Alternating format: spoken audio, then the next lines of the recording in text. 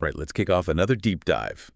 Today, we're taking a look at the U.S. economy. Sounds good. Recent developments, potential policy changes, and how it all might impact you. Yeah. We've got a great mix of stuff for this one. Cool. Some expert analysis on the energy sector, Okay. a financial expert's take on the markets, even a piece on congestion pricing in New York City. Wow.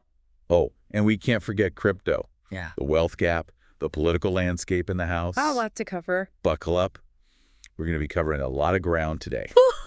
What's so interesting is how all of this stuff is connected, right? It's it's not just these isolated things happening, but it's like a whole web of economic and political forces that are like shaping everything. Right. And it all ultimately affects you directly. Okay, well, let's start with this crazy deep freeze that's hitting the U.S. right now. Yeah. This expert analysis on the energy sector says it's causing natural gas prices to spike. I mean, makes sense. Everyone's cranking up the heat. Yeah. Higher demand, right. But is there more to it? It's not just the demand, right? This analysis is pointing out that the super cold temperatures are also messing with production. Oh, really? Yeah, especially in the Appalachian region. Okay. That's a major natural gas producer. So you've got like this double whammy, higher demand and maybe even lower supply. So that's why prices are going crazy. And this expert says natural gas prices were pretty low just a little while ago, so maybe the percentage increase is a bit misleading. Yeah, that's what they're arguing. They're suggesting that while consumers are going to feel it, in their wallets, the overall impact might not be as catastrophic as some of the headlines make it seem. Okay. Still, it's a good reminder to check your energy bills. Yeah. And maybe, put on a sweater inside. Good advice. Yeah. Now, let's switch gears a bit. Let's talk about the overall economic outlook. We've got this financial experts analysis. All right. Looking at first quarter earnings, and predictions for the whole year, 2025. And they seem, pretty cautious. Yeah. They even listed cash as their top pick for the year. Cash. It's definitely a sign of the times, I'd say. This expert is pointing to several factors that are creating this uncertainty. Okay. So we have a strengthening U.S. dollar, which can impact companies that make a lot of their money overseas. Okay. There are also concerns about, high valuations in the market. Plus, inflation is still lingering. It feels like inflation is the big question mark hanging over everything right now. Absolutely. Investors are watching very carefully to see if we've really got it under control. Yeah. And what the Federal Reserve is going to do next. It makes for a pretty unpredictable environment. And this emphasis on cash really shows that. Yeah, it makes you think twice about those impulse buys, doesn't it? For sure. But speaking of uncertainty, let's jump into the political arena for a minute. Okay. You've been looking into this piece about the House of Representatives. It sounds like things are pretty tense, even with a new speaker in place. Yeah, it is. We have a new Speaker of the House, right? Mike Johnson.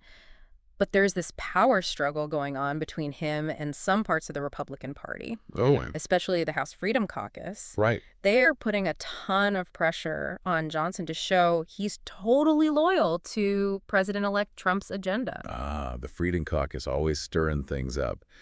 But, what does this mean for Trump's agenda? Yeah. Is this just political theater? Or could it actually derail his plans? Oh, that's the big question. We also have this analysis from former Speaker Kevin McCarthy. Okay. And he actually thinks the Freedom Caucus will eventually get in line. He's arguing that the pressure to deliver on Trump's promises, especially with this April 1st deadline coming up for this huge reconciliation bill, that pressure will force them to cooperate. Wait, hold on. A massive reconciliation bill? Can you remind me what that is? I know the term, but... Of course. It's basically a way for the Senate to pass certain types of bills, budget-related bills, with a simple majority, so they can avoid the 60 votes they usually need to stop a filibuster. Right. And in this case, it seems like they're trying to cram all sorts of Trump's priorities into one giant bill. Like what? Taxes, immigration, tariffs, you name it. And April 1st is important because it's the start of the new fiscal year. Right. So they're under a lot of pressure to get it done before then. Wow. Trying to fit all that into one bill by April 1st. That sounds ambitious. But with the Freedom Caucus breathing down their necks, it's got to be a messy process. Yeah, for sure. McCarthy seems to think that the possibility of it failing will actually bring Republicans together. Okay. He's drawing parallels to when they passed tax reform during Trump's first term. But the situation is arguably even more complicated now. And the Freedom Caucus, they seem pretty emboldened. It's hard to say if Trump has enough influence to push his agenda through Congress in such a short time. So we've got a potential energy crisis, a shaky economic outlook, and a political powder keg in Washington. What's next on our list? Well, let's switch gears and talk about something that affects you directly. Okay. The wealth gap. We've got this in-depth analysis that looks at how the gap between investors and workers is getting bigger and how inflation is making it even worse. Yeah, it's a huge issue, especially with everything else going on. Right. It feels like the average person is getting squeezed from all sides. Yeah. This analysis suggests becoming an investor to help combat this wealth gap. But with costs going up, wages staying flat, and, let's be honest, the urge to spend, Yeah. how can people even get to that point? That's the real problem, isn't it? The analysis knows about these challenges, but it stresses the importance of, changing your mindset and your habits. Okay. They make this really interesting comparison. Treat saving and investing like a tax on yourself. A tax on yourself. I'm intrigued. It's like this. You might not enjoy paying taxes, but you know it's necessary, right? Right. For the system to work. It's the same with saving and investing. It might not be fun in the moment, but it's super important for your financial well-being in the long run. That's a powerful way to think about it. Yeah. So it's about prioritizing our financial future, even if it means making some tough choices now. Exactly. And speaking of tough choices, let's talk about New York City's new congestion pricing plan. Drivers going into Manhattan below 60th Street during rush hour are now hit with a $9 toll. $9. Yep. Just to drive into the city. That's going to add up fast. Right. It's the first program like this in the U.S., and people have a lot of different opinions about it. Yeah, I saw that. They say it's to reduce traffic and get money for public transportation. What are the experts saying about that? Well, this analysis is pointing out that there could be unintended consequences. Okay. The goal is good, but there's this worry that drivers will just find ways to avoid the tolls. Yeah, I can see that happening. Like people might start parking just outside the zone and walking the rest of the way, Totally. which could actually lead to more congestion in those areas. Absolutely. I can already picture people driving around in circles just outside the zone trying to find parking. Classic workaround. Exactly. Speaking of workarounds and new things happening, let's dive into the world of crypto. It seems like a crypto community is pretty excited about the new Trump administration. Yeah, there's definitely a buzz. This expert points to some key appointments in the Trump administration, specifically people who have supported innovation in the digital asset world. Okay. This has led to a lot of speculation that there will be regulations that are more friendly to crypto under Trump. Interesting. Before we get into that, what's stood out to you from these first few sources? Honestly, it's just how much uncertainty there is right now. Yeah. The economic outlook, what's happening in politics, even just heating my home this winter. Yeah, true. It's a lot to take in. It is, but that's what makes these deep dives so valuable, right? We're sifting through all the noise together, trying to understand it all. Totally agree. Okay, back to crypto. Everyone wants to know, is this the start of a crypto boom? Is Bitcoin finally going to hit $200,000? What does this expert think? Well, they're not making any specific price predictions, Okay. but they do think Bitcoin could go significantly higher under Trump. They seem particularly interested in how stablecoins are being used for payments and sending money across borders. Interesting. They see it as a sign that crypto is moving beyond just being an investment Okay. and becoming something people actually use in their everyday transactions. That's a good point. Stablecoins for everyday purchases. It does seem like things are changing fast in the crypto world. Yeah. But I also remember all the uncertainty about regulations around crypto. Right. Did this expert talk about any of that? That's a great question. And yeah, they acknowledge that the regulatory landscape is still very much in flux. Right. How things turn out really depends on what policies the Trump administration actually puts in place and how those policies are interpreted and enforced by the different regulatory bodies. So it's a wait-and-see situation for crypto. Exciting times, but definitely some potential bumps ahead. For sure. But speaking of potential bumps, remember that massive reconciliation bill we were talking about earlier? Yeah. McCarthy mentioned taxes being a key part of it. Uh-huh. And that's got a lot of people in high-tax states like New York and California on edge. Right, especially after losing that SALT deduction. Exactly. SALT, the state and local tax deduction, a sore subject for many. Do you think there's any chance Trump might bring it back? It's possible, especially with his history of making deals. but there are big political and budgetary hurdles. Okay. McCarthy points out that restoring SALT would probably be really expensive, Yeah. and they'd need to make cuts elsewhere to make the fiscal conservatives happy. So it'd be like trading one tax benefit for potential cuts in other areas. A classic political tug-of-war. Lower taxes for some could mean higher taxes for others, or cuts to important programs. It shows how there are trade-offs with every policy decision. Exactly. And as we keep looking into these sources, that theme of trade-offs and unexpected consequences keeps coming up. Yeah, it makes you realize there's no easy solution, no magic bullet.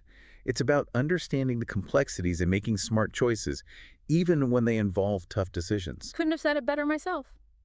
And that brings us back to this source on personal finance. They're offering advice on how to handle these turbulent economic times. Okay.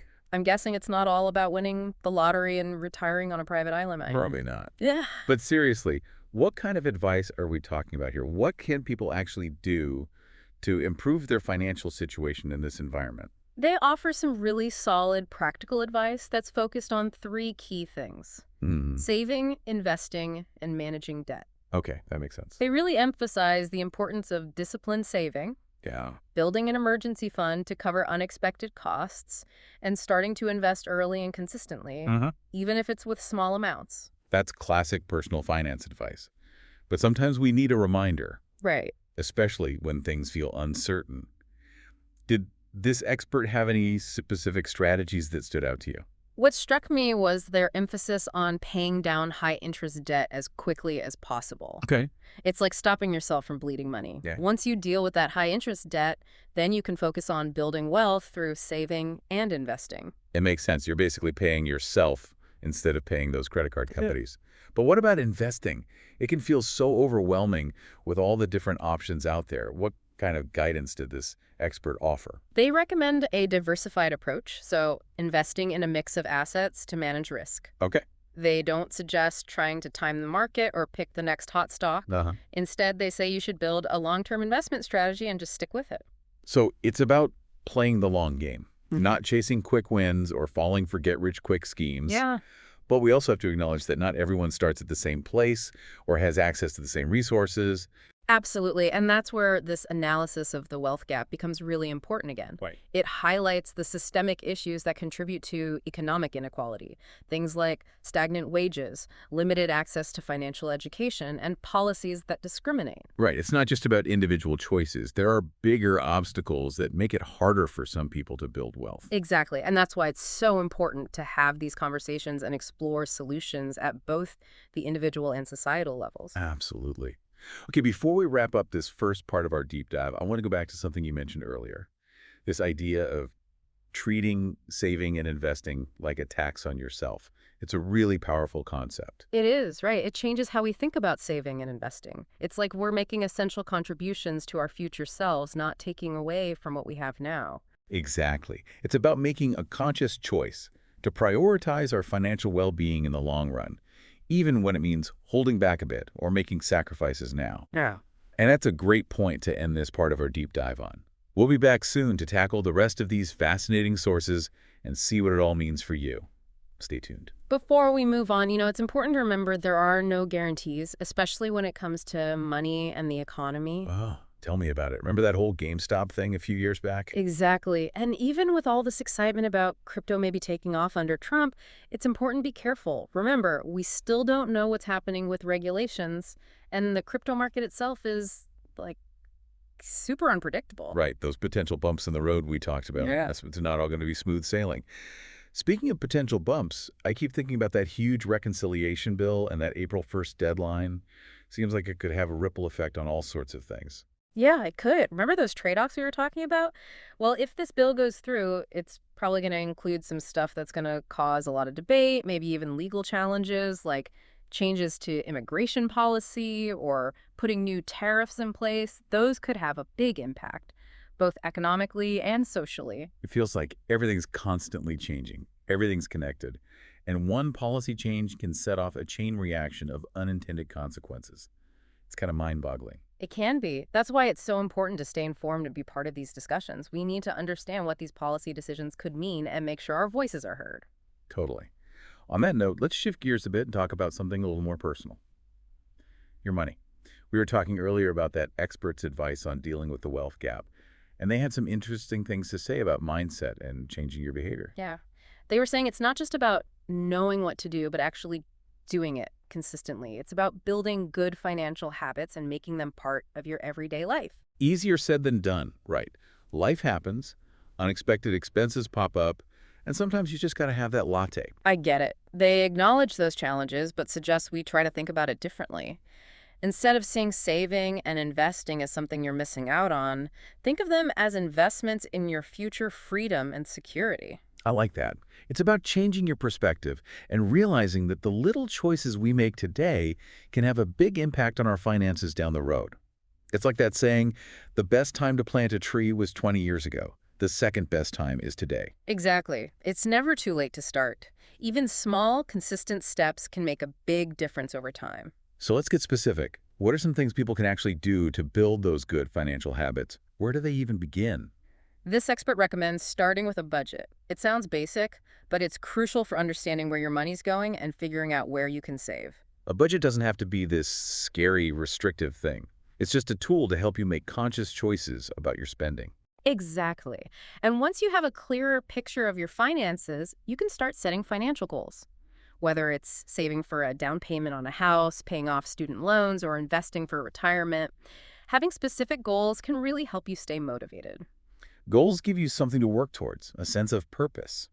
And I bet that sense of purpose can be especially helpful when things feel uncertain economically. Absolutely. When everything feels chaotic, having a plan can bring a sense of stability and control.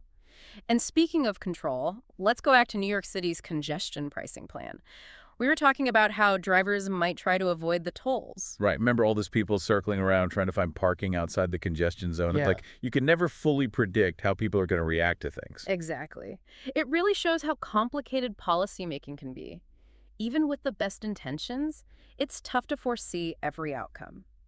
But there's another side to this congestion pricing thing we haven't talked about yet. All the money they get from these tolls, it's supposed to go towards improving public transportation. Oh, right. So it's not just about punishing drivers. It's about putting money into other ways for people to get around. Exactly. And if they use this money effectively, it could mean a much better and more reliable public transportation system for New York City, which would be good for commuters, residents, and the environment. Makes you wonder if this congestion pricing plan could actually be a positive thing in the long run. Maybe it's the push the city needs to finally make public transportation a priority. It's definitely possible. It reminds us that even policies that seem annoying or inconvenient at first can have good ripple effects. Sometimes we got to look past the immediate impact and consider the long-term benefits, and that takes us back to this idea of interconnectedness that keeps popping up. Right. It's all connected. Individual choices, policy decisions, economic trends, new technology, they all affect each other in ways that are often hard to predict. Absolutely. And that's what makes this deep dive so interesting. We're exploring these complex systems and trying to figure them out together. But before we move on, anything from these sources you'd like to go back to or dig into a bit more? I'm really curious to hear more about what this expert thinks about stablecoins and how they could change how we make payments and send money overseas. It seems like a really promising development in the crypto world, and I'd love to understand what it could mean for people. Great point. They're saying that stablecoins could be a much more efficient and cheaper way to send money across borders, especially for people who rely on those traditional remittance services, which can be slow and expensive. I've read about how much those remittance fees can be, especially for people sending money to developing countries. If stablecoins can offer a cheaper alternative, that could really make a difference in people's lives. Absolutely. And it's part of this bigger trend of financial inclusion, using technology to give more people access to financial services. It's fascinating how technology is reshaping the financial world and creating new opportunities for people to participate in the global economy. It is. And it shows why it's so important to stay informed about these things and understand how they might affect us. For sure. We'll be back soon to explore the rest of these sources and dive deeper into what it all means for you.